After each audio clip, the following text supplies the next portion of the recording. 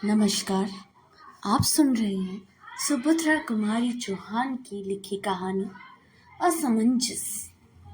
आप इतने दिन से आए क्यों नहीं केशव जी? सभा मंडप के बाहर निकलते निकलते कुसुम ने पूछा। मैं अपने मित्र बसंत के साथ बाहर चला गया था। केशव ने बसंत की ओर इशारा करते हुए जवाब दिया। कुसुम ने बसंत की ओर देखा, फिर जरा रुकती हुई बोली, क्या यही आपके मित्र बसंत हैं? मैंने जैसे इन्हें पहले कभी नहीं देखा है। कन्वोकेशन डिस्टर्ब से फर्स्ट प्राइज आपको ही मिला था। कन्वोकेशन डिबेट में फर्स्ट प्राइज जीतने वाला बसंत एक बालिका के सामने कुछ घबरा सा गया। उसका चेहरा लाल हो गया। फिर उसने भी उत्तर ना दिया। केशव ने कहा, हाँ, प्राइज इन्हीं को मिला था। उसके बाद कुसुम, बसंत और केशव दोनों को शाम के समय अपने यहाँ चाय के लिए निमंत्रित करके अपने पिता के साथ कार में बैठकर चली गई। कुसुम कुमारी अपने माता पिता की इकलौती कन्या है। इलाहाबाद के जॉर्ज टाउन में, जहाँ शहर के धनी मानी व्यक्तियों के बंगले हैं, वहीं कुसुम के पिता की एक विशाल कोठी है। शहर के प्रमुख धनी व्यक्तियों में उनकी गणना है। उनके पास मोटर है, गाड़ी है और भी न जाने क्या क्या। 10-5 नौकर सदा उनके घर पर काम किया करते हैं। घर बैठे केवल लेन देन से ही उन्हें 6-7 रुपए मासिक आमदनी हो जाती है। कुसुम ही उनकी एकमात्र संतान है, जो वही कॉर्सविथ गर्ल्स स्कूल में मैट्रिक में पढ़ती थी। केशव कुसुम का एक पड़ोसी है, यूनिवर्सिटी में बीए का विद्यार्थी है। बसंत केशव का सहपाठी है। वह अपने मामा के साथ अहियापुर में रहता है। बसंत के माता पिता बचपन में ही मर चुके थे और तभी से बसंत अपने मामा का आश्रित है। बसंत पढ़ने लिखने में कुशाग्र बुद्धि, सदाचारी, सरल स्वभाव और मिलनसार है। इसलिए शिक्षक उसे चाहते हैं और सहपाठी भी उसका आदर करते हैं। शाम को केशव के आग्रह से बसंत कुसुम के घर पर आया तो जरूर था, किंतु उसे वहां बार बार में संकोच मालूम हो रहा था। जब कुसुम उन्हें लेकर मखमली सीढ़ियों से ऊपर अपने ड्राइंग रूम में जाने लगी, तब बसंत ने अपने पैरों की ओर देखा। जहाँ कुसुम के कमल सरीखे मुलायम पैर पड़े थे, वहां अपने धूल भरे पैरों को रखने में उसे कुछ अटपटा सा लग रहा था। कमरे में पहुंचकर वहां की विभूतियों को देखकर बसंत भौचंग सा रह गया। ऐश्वर्य के प्रकाश में उसे अपनी दिशा और भी हीन मालूम होने लगी। उस वातावरण के योग अपने को ना समझकर उसे कष्ट हो रहा था। वह बार बार सोचता था कि मैं नाहक ही यहाँ आया। कुसुम अद्वितीय सुंदरी थी। उसकी शिक्षा और व्यवहारिक ज्ञान ने सोने में सुहागे सा काम कर दिया था। उसके शरीर पर आभूषणों का विशेष आडंबर न था। वह लाल किनारी की एक साफ साड़ी पहनी थी, जो उसकी कांति से मिलकर और भी उज्जवल मालूम हो रही थी। कुसुम का व्यवहार बड़ा शिष्ट था। उसकी वाणी में संगीत सा माधुर्य था। वह चतुर चित्तेरे की चित्र की तरह मनोहर, कुशल शिल्पी की कृति की तरह त्रुटि रहित और सुकवि की कल्पना की तरह सुंदर थी। बसंत के जीवन में किसी युवती बालिका से बातचीत करने का यह पहला ही अवसर था। उसे कुसुम की ओर एक बार देखा, फिर उसकी आंखों के ऊपर ना उठ सकी। कुसुम ने चांदी के से सुंदर प्यालों में चाय बनाकर टेबल पर रखी हुई। तश्तरियों में जलपान के लिए फल और मिठाइयां सजी थी। बसंत स्वभाव से ही शिष्ट था, किंतु आज वह साधारण शिष्टाचार की बातें करना भी भूल गया और उसे चुपचाप चाय पीना शुरू कर दिया। कुसुम यदि कोई बात पूछती तो बसंत का चेहरा अकारण ही लाल हो जाता और उसका हृदय इस प्रकार धड़कने लगता जैसे वह किसी कठिन परीक्षा के सामने बैठा हो। चाय पीते पीते भी उसका गला सूख जाता था और सिवा हाँ या ना के वह कुछ बोल ही ना सकता था। इंटर यूनिवर्सिटी डिबेट में जाकर बनारस से अपने कॉलेज के लिए शील्ड जीत लाना बसंत के लिए उतना कठिन ना था जितना कठिन आज उसे उस साधारण बातचीत करना मालूम हो रहा था। वह अपनी दिशा पर स्वयं हैरान था और उसे अपने अचानक मौन पर आश्चर्य भी हो रहा था। केशव के आग्रह पर जब कुसुम ने सितार पर यमन कल्याण बजाकर सुनाया तो बसंत ने कहा, आप तो संगीत में बड़ी प्रवीण है। यह सुनकर कुसुम ने जरा हंसकर कहा, आप तो मुझे बनाते हैं। यह सुनकर कुसुम ने जरा हंसकर कहा, आप तो मुझे बनाते हैं, अभी तो मुझे अच्छी तरह बजाना भी नहीं आता। यह सुनकर बसंत अपना वाक्य मूर्खतापूर्ण करने लगा और उसे अपनी उत्ती में केवल व्यंग का ही आभास मालूम पड़ा। बसंत बहुत देर बाद बोला था और अब बोलने के लिए बात अपने को धिक्कार रहा था। बसंत जब वापस आया तो उसे कुछ याद आ रहा था कि जैसे कुसुम ने चलते समय उसे कभी कभी आते रहने का अनुरोध किया था, किंतु वह अकेला कुसुम के घर ना जा सका और एक दिन फिर केशव के साथ ही गया। इसी प्रकार बसंत जब कई बार कुसुम के घर गया तो कुसुम ने देखा कि बसंत भी बातचीत कर सकता है। उसकी विद्वता और योग्यता पर तो कुसुम पहले से ही मुग्ध थी। जब उसकी मर्यादित सीमा के अंदर बातचीत और व्यवहारिक ज्ञान को देखकर कुसुम की श्रद्धा और बढ़ गई। अन्य नवयुवकों की तरह बसंत में उच्छल खंता और उद्दंडता न थी। उसकी बातचीत हंसी मजाक सब सीमा के बाहर ना जाती थी। कुसुम ने बसंत से अंग्रेजी पढ़ाने के लिए आग्रह किया, जिसे बसंत ने स्वीकार भी कर लिया और इस प्रकार धीरे धीरे कुसुम और बसंत की घनिष्ठता बढ़ने लगी। कुसुम से मिलने के पहले बसंत ने उसके विषय में जो धारणा बना रखी थी कि धनवान पिता की अकेली कन्या जरूर उद्धत स्वभाव की होगी, वह निर्मूल हो गई। उसे जब कुसुम के पास जाने की सदा इच्छा बनी रहती थी। सवेरे से ही वह शाम होने तक बाट देखता करता। अपनी दिशा पर उसे स्वयं आश्चर्य था। कुसुम मैट्रिक पास हो गई और बसंत बीए, किंतु दोनों ही ने आगे पढ़ना जारी रखा। बसंत अब भी कभी कभी कुसुम के घर आया करता था।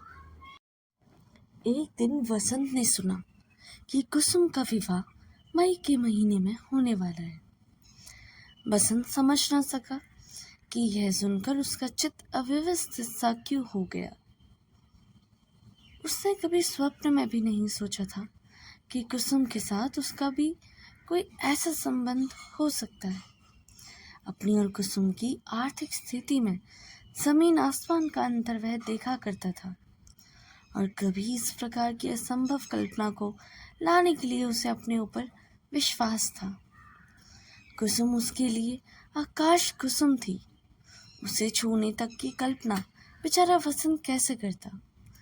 अदरक के व्यापारी को जहाज की खबर से क्या मतलब होता, और यदि जहाज की खबर सुनकर उसे सुख दुख हो तो आश्चर्य की बात ही है।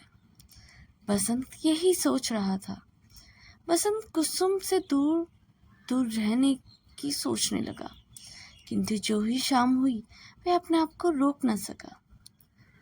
निकला तो वह टहलने, लेकिन टहलता हुआ कुसुम के घर जा पहुंचा। जब वह कुसुम के घर पहुंचा तो कुसुम वहां ना थी। वह ड्राइंग रूम में बैठकर एक एल्बम के पन्ने उलटने लगा। उसकी दृष्टि एक चित्र पर जाकर एकाएक रुक गई। वह बड़ी देर तक उसे चित्र की ध्यानपूर्वक देखता रहा।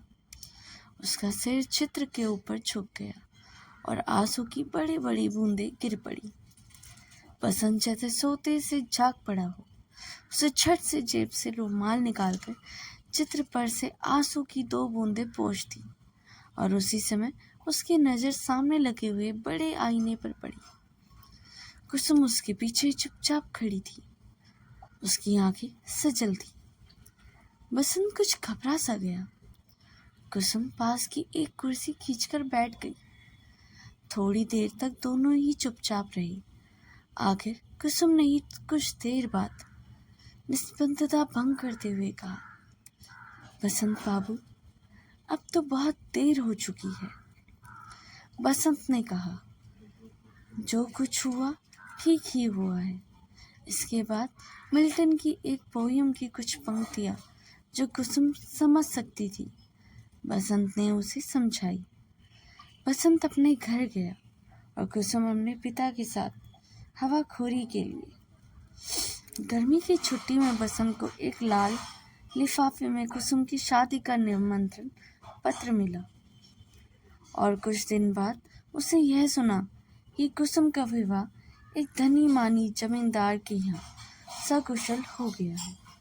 कुसुम का पढ़ना लिखना बंद हो गया और साथ ही बंद हो गया बसंत का उसके यहाँ आना जाना। बसंत को अब मालूम हुआ कि उसका हृदय उससे छुप छुप कर कुसुम को कितना चाहने लगा था। कुसुम को अपनाने की लालसा भी उसके हृदय में दबी हुई थी।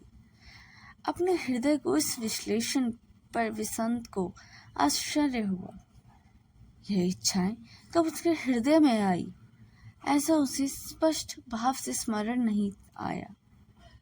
उसे अपने ऊपर अपनी बुद्धि पर विश्वास था, किंतु हृदय बुद्धि और तर्क को धोखा देकर मनुष्य को किस प्रकार असंभव कल्पना की ओर प्रेरित कर सकता है।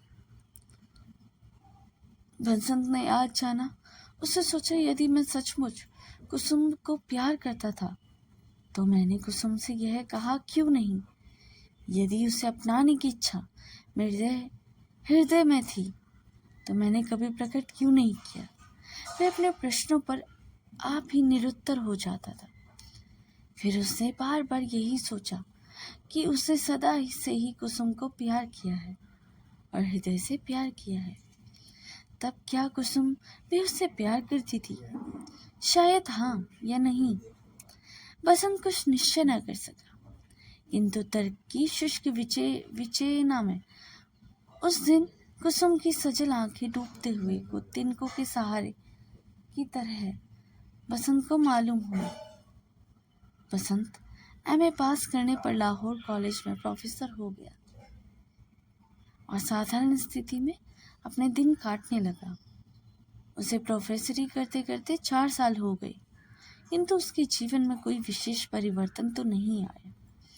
उसके मामा ने उसके विवाह के लिए 2-4 बार कहा भी बसंत ने टाल दिया। माता पिता तो थे ही नहीं जो उसे बार बार विवाह के लिए बाध्य करते। मित्रों ने भी यदि कभी बसंत की इसकी चर्चा की तो बसंत ने सदा उसका हंसी में उड़ा दिया। अपनी इस लापरवाही का कारण वह खुद न समझ सका। विवाह न करने की उससे कोई प्रतिज्ञा तो ना रखी थी, किंतु ना जाने कि उसका चित्त अव्यवस्थित था। विवाह की ओर उसका झुकाव नहीं सा था। इन 4 वर्ष में बसंत एक बार भी इलाहाबाद नहीं गया। बार बार इच्छा होते हुए भी वह वहां जा न सका। उसकी मामा की बदली लखनऊ में हो गई और इलाहाबाद जाता तो किसके यहाँ। अपने क्लास के विद्यार्थियों को टाटा नगर के कारखाने दिखलाकर जब बसंत लौट रहा था, उसे इलाहाबाद स्टेशन से जाना पड़ा। यहाँ एक दिन रुकने के प्रलोभन को वह ना रोक सका। सामान स्टेशन पर छोड़कर पहले वह अपने पुराने साथियों से मिलने गया। 1-2 को छोड़कर उसे और कोई ना मिला। फिर वह जॉर्ज टाउन की ओर गया और उसके पैर अपने आप कुसुम के घर के पास जाकर ठिठक गए। दरवाजे पर वही पुराना चौकीदार बैठा हुआ हाथ में तम्बाकू मल रहा था। बसंत को देखते ही वह उठकर खड़ा हो गया। बोला, बहुत दिन में आए भैया, और बिना बसंत के कहीं अंदर खबर देने चला गया। बसंत जाकर उसके ड्राइंग रूम में बैठ गया, जहाँ वह बहुत बार कुसुम के शिक्षक के रूप में बैठ चुका था। इन 4 वर्षों में कुसुम और बसंत के बीच किसी प्रकार का कोई पत्र व्यवहार भी नहीं हुआ था और ना उन्हें एक दूसरे के विषय में कुछ मालूम था। बसंत सोच रहा था कि इतने दिनों बाद कुसुम ना जाने किस भाव से मिलती है, कैसा स्वागत करती है। उसका जाना उसे अच्छा भी लगा या नहीं, कौन जाने। इतने में ही बिना किनारी की एक सफ़ेद खादी की साड़ी पहने हुई कुसुम ड्राइंग रूम में आई। बसंत ने बड़े ही नम्र भाव से उठकर अभिवादन किया। क्यों, क्या कुसुम को इतनी जल्दी भूल गए जो अपरिचित की तरह शिष्टाचार करते हो? बसंत बाबू, कुसुम ने हल्की मुस्कुराहट के साथ कहा। बसंत का ध्यान इस ओर ना था। वह चकित दृष्टि से कुसुम के सादे पहनावे को देख रहा था। सौभाग्य के कोई चिन्ह ना थे, ना तो हाथ में चूड़ी और ना माथे पर सिंदूर की बिंदी। विधाता, तो क्या कुसुम विधवा हो गई? किंतु बसंत का हृदय इस बात को मानने के लिए तैयार ही ना होता था। क्या सोच रहे हो बसंत बाबू? कुसुम ने फिर पूछा। बसंत जैसे चौंक पड़ा, बोला, कुछ तो नहीं। वैसे मैं देख रहा था कि कुसुम की बात काटकर कहा, आप मेरी तरफ देख रहे होंगे, किंतु इसके लिए क्या किया जाए? विधि के विधान को कौन टाल सकता है? बसंत को मालूम हुआ कि विवाह के 2 ही वर्ष बाद कुसुम विधवा हो गई। उसके पिता भी उसे अटूट संपत्ति के अधिकारिणी बनाकर 6 महीने ही परलोकवासी हो गए। बसंत ने देखा कि विपत्तियों ने कुसुम को ज्ञान में उससे भी अधिक प्रौढ़ बना दिया। कुसुम उम्र में बसंत से कुछ साल छोटी थी, किंतु बसंत अभी संसार सागर के इसी तट पर था और कुसुम लहरों की चपेट में आकर उस पार बसंत से बहुत दूर पहुंच गई थी। बसंत के जीवन में आशा थी और कुसुम का जीवन निराशापूर्ण था। निराशा की अंतिम सीमा शांति है। कुसुम उसी शांति का अनुभव कर रही थी। उस दिन बसंत फिर लौटकर वापस ना जा सका। कुसुम के अनुरोध से वह 2 दिन तक कुसुम का मेहमान रहा। दोनों ने परस्पर एक दूसरे के विषय में इतने दिनों का हाल चाल जाना। पत्र न लिखने की शिकायत न तो कुसुम को थी न बसंत को। चलते समय कुसुम ने बसंत से आग्रह किया कि यदि किसी काम से उन्हें इस ओर आना हो तो इलाहाबाद में जरूर ठहरे। कुसुम बसंत का हृदय और उसकी आंखों को देख रही थी। उसे विश्वास था कि बसंत जरूर आवेगा। बसंत का स्वास्थ्य दिनों दिन बिगड़ता ही गया। कोई क्या खास बीमारी तो न थी। केवल 8-10 दिन तक मलेरिया ज्वर से पीड़ित रहने के बाद वह कमजोर होता गया। छुट्टी में जलवायु परिवर्तन के लिए बसंत मसूरी गया। प्रकृति के सुंदर दृश्य, यात्रियों की चहल पहल, बिजली की रोशनी, किसी भी बात से बसंत को चित्त की शांति ना मिल सकी। वह सदा गंभीर और उदास रहा करता। कुसुम को वह जी से प्यार करता था। बसंत का स्वभाव और चरित्र अत्यंत उज्जवल और ऊंचा था। फिर भी वह यह सोचता कि कुसुम का विवाह के समय, उसके सुख के समय, उसकी आंखों में आंसू आए थे। कुसुम के विधवा होने पर उसके हृदय में आशा का संचार हुआ है। तब वह अपने विचारों का स्वयं लज्जित होता और अपने को नीच समझकर धिक्कारता। बसंत बहुत दिनों तक मसूरी में ना रह सका। देहरादून एक्सप्रेस से वह एक दिन इलाहाबाद जा पहुंचा। कुसुम के सद्व्यवहार से कुछ शांति मिली। कुछ दिनों में बसंत कुसुम को कुछ कहना चाहता था, किंतु कहते समय उसे मालूम होता जैसे कोई आकर उसकी जबान पकड़ लेता हो। वह कुछ ना कह सकता। एक दिन बगीचे में कुसुम बसंत के साथ टहल रही थी। दोनों ही चुपचाप थे। बसंत ने निस्तब्धता भंग की। उसे पूछा, कुसुम, तुम अपना सारा जीवन इसी प्रकार तपस्विनी की तरह बिता दोगी? क्या करूं? ईश्वर की ऐसी ही इच्छा है, कुसुम ने शांति से उत्तर दिया। किंतु इस तात्पर्य को सुख में परिवर्तित करने का कोई मार्ग नहीं है। क्या मार्ग हो सकता है बसंत? तुम ही कहो ना, मेरी तो समझ में नहीं आता। बसंत ने धड़कते हुए हृदय से कहा, पुनर्विवाह, जैसे कि तुम्हारी सखी मालती ने भी किया है। कुसुम को एक धक्का सा लगा, उसका चेहरा लाल सा हो गया। उसने दृढ़ता से कहा, लेकिन बसंत बाबू, मुझसे तो यह कभी ना हो सकेगा। बसंत चुप हो गया। वह रह रहकर अपनी गलती पर पछताता रहा। बसंत ने साहस करके इस नाजुक विषय को छेड़ तो जरूर दिया था, किंतु वह डर रहा था कि कहीं कुसुम की नजर से वह नीचे ना गिर जाए। दोनों चुप थे। दोनों के दिमाग में एक प्रकार का तूफान सा उठ रहा था। टहलते टहलते कुसुम ने जैसे थककर एक संगमरमर की बेंच पर बैठ गई। उसने बसंत से भी बैठ जाने का इशारा किया। उसने कहा, बसंत, मैं तुमसे कितना चाहती हूँ। शायद तुम इसे अभी तक अच्छी तरह नहीं जान पाई हो। बसंत के हृदय में फिर आशा चमक उठी। वह ध्यानपूर्वक उत्सुकता के साथ कुसुम की बात सुनने लगा। कुसुम ने कहा, तुम भी मुझे पहले से चाहती थी। यह बात मुझसे छुपी ना रह सकी। उस दिन ड्राइंग रूम में अपने आप ही प्रकट हो गई। लेकिन यह प्रकट हुई बहुत देर बाद, जब उसके लिए कोई विशेष उपाय ना था। उसके बाद वसंत, इन लम्हे 4 वर्षों की अवधि में मैं तुम्हें कैसे भूल नहीं सकी हूँ, जैसे कि तुम देख रही हो। बसंत का हृदय जोर जोर से धड़क रहा था। कुसुम ने फिर कहा, इतना सब होते हुए भी बसंत, मैंने निश्चय किया कि मैं कभी पुनर्विवाह ना करूंगी। अपने माता पिता और अपने स्वामी की स्मृति में कलंक ना लगाऊंगी।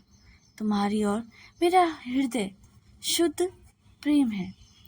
उसमें वासना और स्वार्थ की गंध नहीं है। बसंत हताश हो गया। कुसुम ने फिर कहा, कहानियों की तरह क्या प्रेम का अंत विवाह में ही होना चाहिए बसंत? बसंत कोई उत्तर ना दे सका। उसने देखा कुसुम प्रेम की दौड़ में भी उससे बहुत आगे निकल गई है। बसंत अपने को स्वार्थी और ऊंचे हृदय का समझने लगा। उसे ऐसा मालूम हुआ कि कुसुम बहुत ऊंचे से किसी दूर लोक में बोल रही है, जिसे बसंत कुछ समझ सकता है और कुछ बोल नहीं सकता। इसके बाद वसंत और कुसुम के बीच में इस विषय में फिर कभी बात ना हुई। किंतु बसंत अब भी समझता था कि कुसुम का तर्क सत्य नहीं है। किसी सुकवि की कल्पना की तरह यह सुंदर जरूर है, पर उसमें सच्चाई नहीं है। परंतु इस प्रकार के विचार आने पर वह स्वयं अपनी आंखों से नीचे गिरने लगता है। उसे कानों में बार बार कुसुम के यह शब्द गूंजने लगते हैं, क्या प्रेम का अंत कहानियों की तरह विवाह में ही होना चाहिए आवश्यक है? तो दोस्तों, यह स्टोरी यहीं पर समाप्त होती है। अगर आपको ये स्टोरी अच्छी लगी हो तो इसे लाइक, सब्सक्राइब और शेयर करना ना भूलिएगा। मिलते हैं नेक्स्ट स्टोरी में। तब तक के लिए धन्यवाद।